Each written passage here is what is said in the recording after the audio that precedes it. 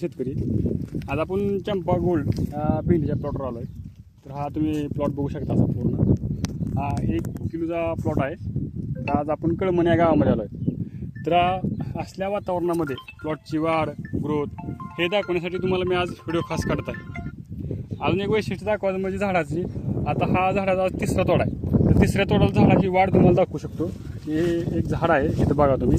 तर ह्या झाडाला आपण फांद्या मापून तुम्हाला दाखवतो. सर्वप्रथम हे बघा इथं नक्की आहे, म्हणजे नाक्या लागल्यात, भेंडीला चालू झाल्यात. ही 1 फुटवा झाला, हे 2रा झाला, हे 3रा झाला, हे 4था झाला, हे 5 झाले, हे 6 झाले, हे 7 झाले आणि हे 8 आणि हे एक शेवटचा 9वा.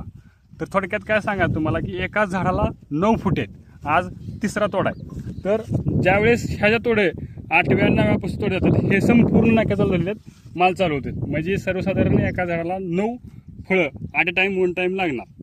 आणि प्लॉटची कंडिशन बघू शकताय, एकदम मस्त आहे.